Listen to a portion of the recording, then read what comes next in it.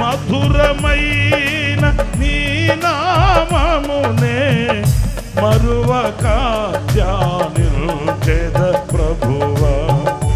ఆనందించు నీలో దేవా, అనుదినం నిన్ను స్తుతించుచు.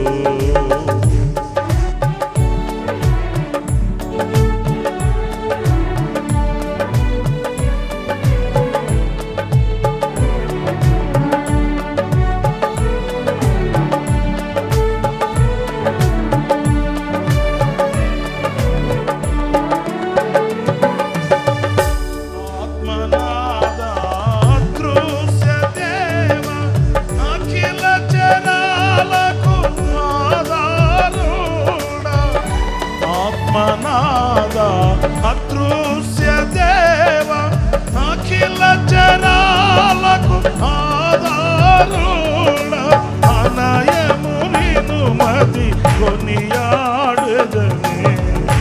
అంతం వరకు ఆశ తీరా, అనయము నిన్ను మది కొనియాడుచునే. ఆనందించు ఆశ తీరా, ఆనందించు నీలో దేవా, అనుదినం నిన్ను స్తుతించుచు. ఆనందించు నీలో దేవా, అనుదినం నిన్ను స్తుతించుచు. మధురమైన నీ నామమునే, మధురమైన నీ నామమునే మరువక ధ్యానించెద ప్రభువా. ఆనందించు నీలో దేవా, అనుదినం నిన్ను స్తుతించుచు.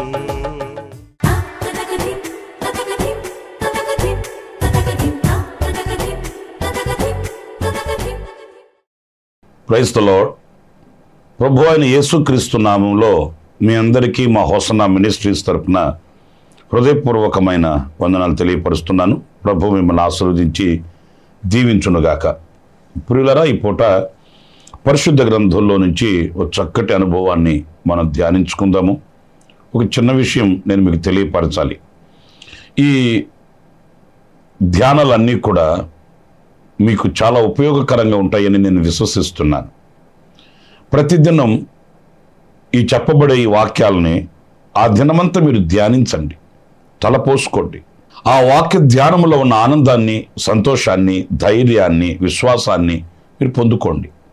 ఏదో కాసేపు విని విడిచిపెట్టడం కాదు, లేకపోతే విని బాగుంది అని మార్కులు వేయడం కాదు.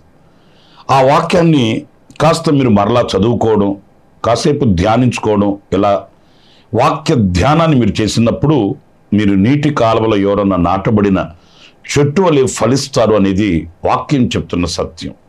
కనుక ఈ వాక్య ధ్యానాలు మీ ఆధ్యాత్మికమైన జీవితానికి బలాన్ని చేకూర్చాలని విశ్వసిస్తున్నాను, ఆశిస్తున్నాను కూడా.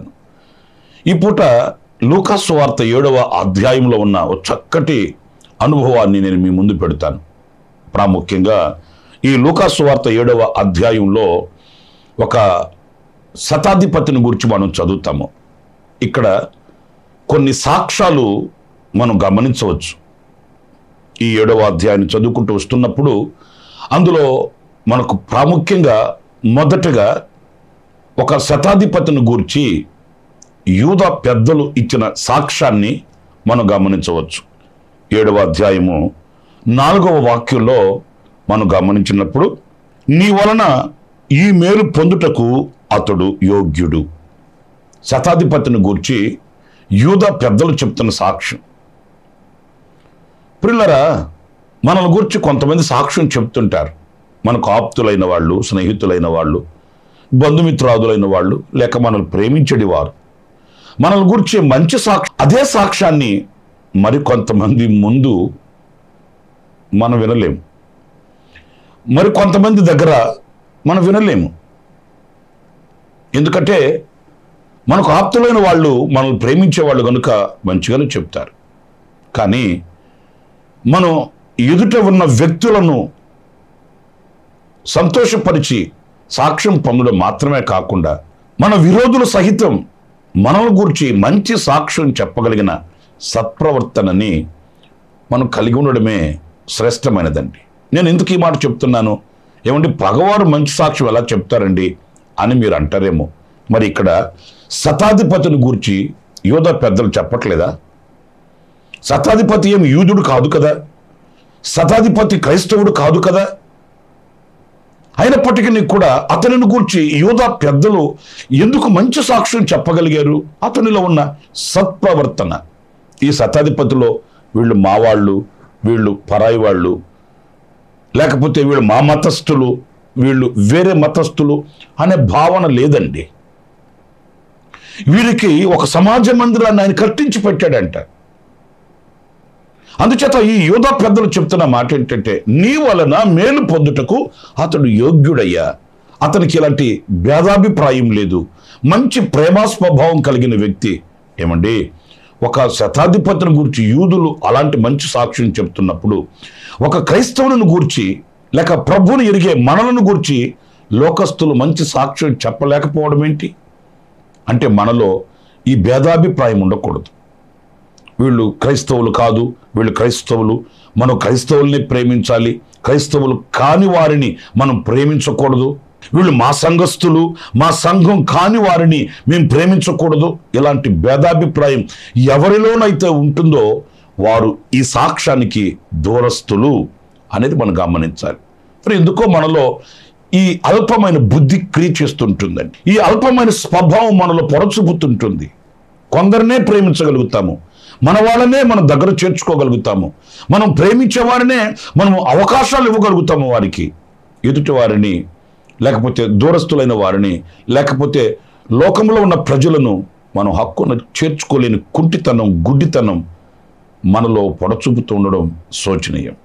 ప్రియమైన దేవుని బిడ్డలారా, ఈ శతాధిపతి ఈ భేదాభిప్రాయం లేని ఒక ప్రేమ కలిగిన వ్యక్తి, మంచి విశాలమైన హృదయం కలిగిన వ్యక్తి అండి. మనం ఉంటున్నాం ఆ రీతిగాను. నేను చిన్న వయసులో ఉన్నప్పుడు ఒక దైవజనుడు చెప్తుంటే విన్నాను. ఒక పాస్టర్ గారికి ఒకరికి భోజనం పెట్టక మునిపే భోజనం చేయడం అలవాటు లేదట.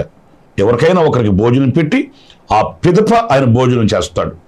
సరే, ఒకరోజు ఎవ్వరూ రావట్లేదు వాళ్ళకి భోజనం పెట్టి ఈయన భోజనం చేద్దామంటే, ఈయనకేమో ఆకలి బాగా ఉంది.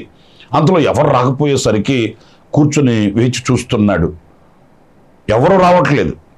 అంతలో మరల వెళ్ళి ప్రార్థన చేశాడు, ప్రభువా నాకుండే అలవాటు నీకు తెలుసు కదా, మరి ఎవరినైనా భోజనం లేని వారిని పంపించండి ప్రభువా అని ప్రార్థన చేసుకొని వచ్చి కూర్చున్నాడు. ఒక 15-20 నిమిషాలకి ఒక అతను ఇకారంగా ఉన్నాడు. అతడు వాకిటి ముందుకు వచ్చి భిక్షం అడిగాడు. అప్పుడు అతను వాలకం చూసి పాస్టర్ గారు చికాకు పడ్డాడండి. ఎందుకంటే అతని వాలకం అలా ఉంది, క్రైస్తవుడు కాదు. వెంటనే ఇతను అతన్ని చూసి చికాకు పడి, ఎలవయా బాబేళ్ళు, ఎందుకంటే అప్పటికే ఆకలితో ఉన్నాడు, చికాకుతో ఉన్నాడు. అతని మీద విరుచుకు పడ్డాడు. అతను వెళ్ళిపోయాడు. అర్ధగంట అయింది, 30 గంట అయింది, ఎవరు రావట్లేదు. మరలా ప్రభు సన్నిధికి వెళ్ళి మరలా మోకరించి ప్రార్థన చేస్తుంటే ప్రభు చెప్పాడట, నేను పంపించిన వాళ్ళనేమో చికాకు పడి నువ్వు తరిమేశావు, ఇప్పుడు మరలా నా దగ్గరకు వచ్చి నువ్వు ప్రార్థన చేయడం ఎలా అన్నప్పుడు పాస్టర్ గారు కంగు తిన్నాడు. ఏంటి, ఆ ఇకారపు డ్రెస్ వేసుకొని క్రైస్తవులకు విరోధులైనటువంటి వ్యక్తుల్లాగా కనబడుతున్న ఆ వ్యక్తులను పంపించింది అన్నప్పుడు ప్రభు చెప్పాడట, మరి వారికి నీవు ప్రేమ చూపించి ఉంటే, వారిని పిలిచి ఆదరించి అంత అన్నం పెట్టి ఆకలి తీర్చి ఉంటే నీ ప్రేమను బట్టి అతడు మార్పు చెందేవాడు కాదా అన్నప్పుడు అప్పుడు పశ్చాత్తాపడ్డాడు పాస్టర్ గారు. పరిగెత్తుకుంటూ వెళ్ళి, అతడు ఎక్కడో ఊరు బయట ఉన్నాడు, పరిగెత్తుకుంటూ వెళ్ళి అతను తీసుకుని వచ్చి అతనికి భోజనం పెడుతుంటే అతను అన్నాడట, మీరు నా మీద ఇంత శ్రద్ధ చూపిస్తున్నారేంటి? నేను ఎక్కడో ఊరు బయటకు వెళ్ళున్నాను, అక్కడి నుంచి నన్ను తీసుకుని వచ్చి నన్ను కూర్చొని పెట్టి ఇంత శ్రద్ధతో నాకు భోజనం పెడుతున్నారేంటి అన్నప్పుడు జరిగిన సంగతి అంతా పాస్టర్ గారు చెప్పాడట. బాబు, నాకు ఇలాంటి అలవాటు ఉండేది, ఈరోజు ఎవరు రాలేదు, వేచి చూస్తున్నాను, నీవు వచ్చావు, కానీ నువ్వు మా క్రైస్తవుడు కాదు కదా, నువ్వు ఈ డ్రెస్సులో ఇలాగున్నందు వలన చికాకు పడ్డాను అయితే నేను ప్రభు సన్నిధిలో ప్రార్థించినప్పుడు నిన్ను పిలిపించి నీకు భోజనం పెట్టమన్నాడు నా ప్రభు అన్నప్పుడు ఆ భిక్షగాడు కంగు తిన్నాడు. అంటే ప్రభు నన్ను కూడా ప్రేమిస్తున్నాడా? ఆ యేసు ప్రభు నన్ను కూడా చూస్తున్నాడా?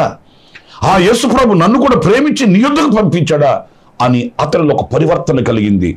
అతడు కూడా ప్రభుని నమ్ముకొని ప్రభుని విశ్వసించడానికి ఆ సమయం దోహదపడింది. ఈ విషయాన్ని నేను ఇప్పుడు మీతో ఎందుకు చెప్తున్నాను?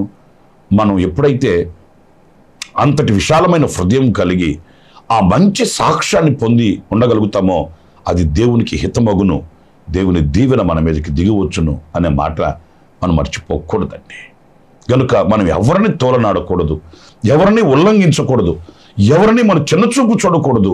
మనం ఒక విశాలమైన దాతృత్వపు హృదయం కలిగిన క్రైస్తవ జీవితాన్ని మనం కలిగి ఉండాలని ఈ శతాధిపతి యొక్క వ్యక్తిగత జీవితం మనకు దర్పణం పడుతుంది. ఇంకొక రెండవ విషయాన్ని కూడా నేను మీతో చెప్పాలనుకుంటే, ఇది శతాధిపతి యొక్క సాక్ష్యం. ఇందులో మనం 6వ వాక్యం చివరి భాగాన చదివితే, ప్రభువా సమపుచ్చుకొనవద్దు, నీవు నా ఇంటిలోనికి వచ్చుటకు నేను పాత్రుడును కాను. ఇక్కడ శతాధిపతి పంపిస్తున్నాడు ప్రభుకి, అయ్యా నీవు శ్రమ పుచ్చుకోవద్దు, నీవు నా ఇంట వచ్చుటకు, నా ఇంట ఉండుటకు నేను యోగ్యుడును కాను.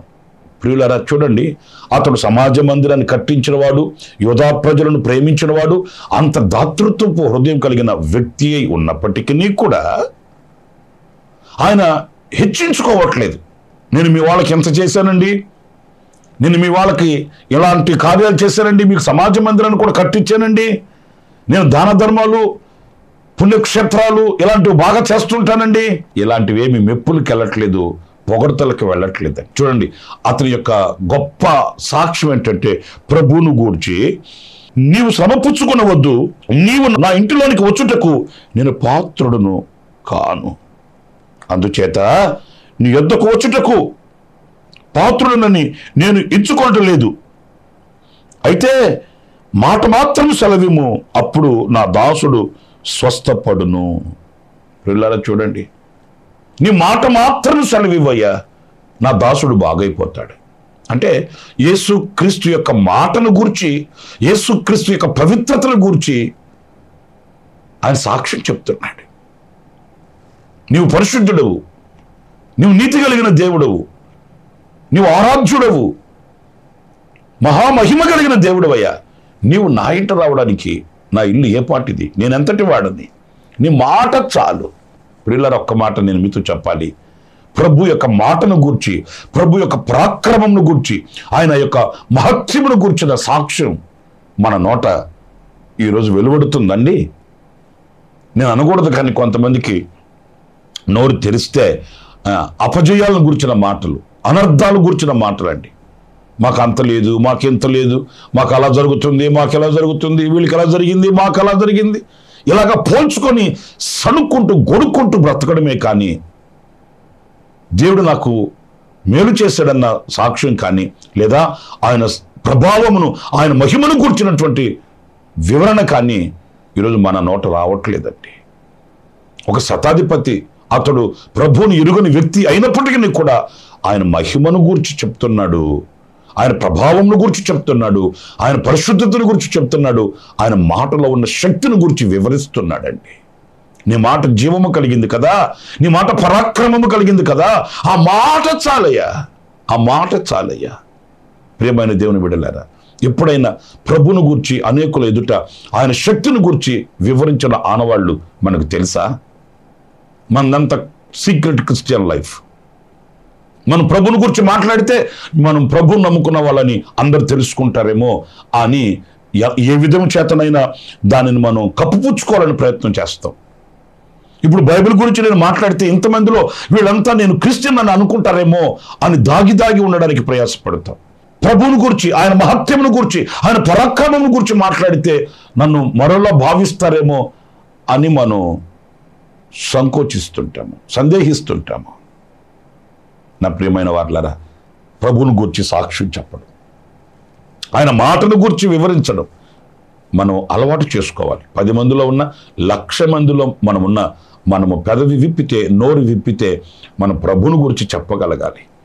రాజకీయాలను గురించి, లోకపు విషయాలను గురించి, మరీ ముఖ్యముగా ఈరోజున సోషల్ మీడియా బాగా పెరిగిపోయింది. అనవసరమైన విషయాల గురించి తర్కించుకోవడం, అనవసరమైన విషయాల గురించి రెట్టించుకోవడం, దూషించుకోవడం, ఇవి మనకు తగవు. మనం పెదవి విప్పితే మన నోట ఆయన కీర్తి ఉండాలి, ఆయన ప్రశంస ఉండాలి, ఆయన ప్రస్తుతి ఉండాలి. మన నోట ఎప్పుడు ఆయనను గూర్చిన వార్త నిలిచి ఉండాలి. అది మనకు ఆశీర్వాదాన్ని తీసుకుని వచ్చి పెడుతుందనే విషయాన్ని మనం మర్చిపోకూడదండి. ఇకపోతే 3వ సాక్ష్యం ఈ 7వ అధ్యాయంలో మనం గమనించవలసింది ప్రభువు ఇచ్చే సాక్ష్యం. ఈ ప్రభు ఇచ్చే సాక్ష్యం ఎలా ఉందో చూడండి. ఈ 7వ అధ్యాయము 9వ వాక్యంలో చివరి భాగా నుంచి నేను చదువుతున్నాను. ఇశ్రాయేలీయులలో నైనను ఇంత గొప్ప విశ్వాసము నేను చూడలేదని మీతో చెప్పుచున్నాను. నేను ప్రభు చెప్తున్నాడు ఈ మాట. ఈ శతాధిపతిని గురించి ప్రభు చెప్తున్న ఒక గొప్ప సాక్ష్యం. ఇశ్రాయేలీయులలో కూడా, ఆయన పేరు పెట్టబడిన ఆయన ప్రజలలో కూడా ఇంత గొప్ప విశ్వాసం కలిగిన వ్యక్తిని నేను చూడలేకపోయానే అనే విషయం ఆయన చెప్తున్నప్పుడు నిజంగా మనకు మనసు చివక్కమంటుంది. ఎందుకంటే మనం ఎప్పటి నుంచో ప్రభుని ఎరిగిన వాళ్ళం, ఎంతకాలం నుంచో ప్రభు సన్నిధిలో ఉన్నవాళ్ళం, ఎంతకాలం నుంచో మనం ఆయనను ఆరాధిస్తున్న ప్రజలు. కానీ ప్రభు దగ్గర ఈ సాక్ష్యం మనం పొందుకోగలమా? నీలో ఉన్న విశ్వాసం గొప్పది, నువ్వు చూపించే ప్రేమ గొప్పది, నీవు నడిపించబడే పరిశుద్ధత గొప్పది అని మనల్ని ఆయన ప్రశంసించగలిగిన ఆ ఉన్నత స్థితి రోజున మనం కలిగి ఉంటున్నామా? లేదు. మీరు ఆలోచించుకోండి. ఒక శతాధిపతిని గూర్చి, ప్రభుని ఎరుగని వ్యక్తిని గూర్చి ప్రభు సాక్ష్యం చెబుతున్నాడు. ఇతను గొప్ప విశ్వాసం కలిగిన వ్యక్తి. నా ప్రియమైన వారలారా, దేవుడు ఒక వ్యక్తిని ప్రశంసిస్తే అంతకు మించిన ఘనత ఇంకొకటి ఉంటుందా? ఒక వ్యక్తిని ఆయన ప్రశంసించి అతన్ని గురించి ఆయన సంతోషిస్తే అంతకు మించినటువంటి ఆనందం ఇంకొకటి ఉంటుందా? లేదు కదా. మరి ఈ రోజున ప్రభు దగ్గర మనం అలాంటి సాక్ష్యాన్ని పొందుకోవడానికి మనం ఏం చేయాలి? మనం అన్ని విషయాలలో ఆయనకి ప్రీతికరమైన వాటిని పరీక్షించి తెలుసుకొని ఆ రీతిగా మనం అడుగులు వేయాలి. ఆయన మనస్సును సంతోషింపచేయాలి, ఆయన హృదయాన్ని ప్రీతిపరచాలి, ఆయన ఎదుట యథార్థంగా మనం బ్రతకాలి, ఆయన సముఖంలో మనం నీతిమంతులమై కొనసాగాలి. ఇశ్రాయేలీయుల చరిత్రలో మనం ఒక మాట చదువుతాము. 12 గోత్రాల ప్రజలు కనానుని వేగు చూచి వచ్చి ఇశ్రాయేలీయుల మధ్య ఒక వార్తని వెల్లడి చేశారు. మనము వెళ్ళలేము, ఆ దేశం గొప్పదే, కానీ వాళ్ళు ఉన్నత దేహులు, వాళ్ళ ఎదుట మనం మిడతల్లాగా ఉన్నాం అన్నప్పుడు యెహోషువ కాలేబులు బట్టలు చించుకొని ప్రలాపిస్తూ ప్రజలతో ఒక మాట చెప్పారు. మీరు కంగారు పడకండి, వాళ్ళు ఉన్నత దేహులే కావచ్చు, వాళ్ళు చదవరులే కావచ్చు, బలవంతులే కావచ్చు, అయితే ఒకటి, యెహోవా మన యందు ఆనందించిన ఎడల నిశ్చయముగా మనల్ని ఆ దేశంలోనికి తీసుకుని వెళ్తాడు. అంటే యెహోషువ కాలేబుల యొక్క తత్వం, మనస్తత్వం ఎలాంటిదనంటే యెహోవా మన యందు ఆనందించాలి. మనము యెహోవా యందు ఆనందించడం కాదు, మనం ఆయన యందు సంతోషించడం కాదు, ఆయన మనలను బట్టి సంతోషించాలి. ఇదిగో ఈ శతాధిపతిని గురించి కూడా ప్రభు సంతోషిస్తున్నాడు. ఈరోజు మనల్ని గురించి ప్రభు సంతోషించాలి, మనల్ని, మన కుటుంబాన్ని, మన వ్యవస్థను గురించి ఆయన సంతోషించాలి. ఆ రీతిగా మనం అడుగులు వేయాలి. అది మనకు దీవెనకరం. ఆనాడు శతాధిపతి కోరుకున్నట్లుగానే ప్రభు చేశాడు. ఆ కుటుంబాన్ని సాక్షిగా నిలబెట్టాడు, శతాధిపతిని దీవించినట్లు వాక్యం చెప్తుంది. అలాంటి దీవెన మనకు కూడా కలుగుతుంది, మన కుటుంబానికి కలుగుతుంది, మన ప్రార్థన సఫలమవుతుంది. ప్రభు సన్నిధిలో మనం మొరపెట్టిన ఆ మొర అంగీకరించబడుతుంది, దీవెన కలుగుతుంది. అలాంటి తీర్మానం మనం కూడా చేసుకుందాము. తలలు వంచండి, ప్రార్థన. జీవాధిపతి అయిన ప్రభువా మీకు వందనాలు. అయినా ఈవేళ శతాధిపతిలో ఉన్నటువంటి అనుభవాలు మేము ఒక్కొక్కటిగా చదువుకుంటూ వచ్చాము. 3 సాక్ష్యాలు మేము లేఖనాల్లో గమనిస్తూ వచ్చాము. నాయన, శతాధిపతిని గూర్చి యూదా పెద్దలు చెప్పిన సాక్ష్యమే కానీ, ప్రభుని గూర్చి శతాధిపతి చెప్పిన సాక్ష్యమే కానీ, శతాధిపతిని గూర్చి మీరు చెప్పిన సాక్ష్యమే కానీ మేము గమనిస్తూ వచ్చాము. ఈ అనుభవాలలో మేము అడుగులు వేయడానికి సహాయం చేయండి. ఈ అనుభవాలలో ప్రభు మేము దీవించబడడానికి సహాయం చేయండి. ఇలాంటి వివేకమైన హృదయాన్ని మీరు మాకు ప్రసాదించమని మమ్మల్ని మీ చేతులు సమర్పించుకుంటూ యేసు నామములో ప్రార్థించి వేడుకుంటున్నాను తండ్రి, ఆమేన్, ఆమేన్. ప్రభు మిమ్మల్ని దీవించి ఆశీర్వదించి ఈ దినమంత విశేషమైన కృప నా దేవుడు మీకు ప్రసాదించునుగాక. ఆమేన్. ప్రతి దినము ఈ అనుదిన కృపాను సందేశాల కొరకు, ఇంకా మరిన్ని ఆత్మ సంబంధమైన సందేశాల కొరకు ఈ మా యూట్యూబ్ ఛానల్ ని సబ్స్క్రైబ్ చేసుకోండి. Pastor Ramesh, hosanna ministries.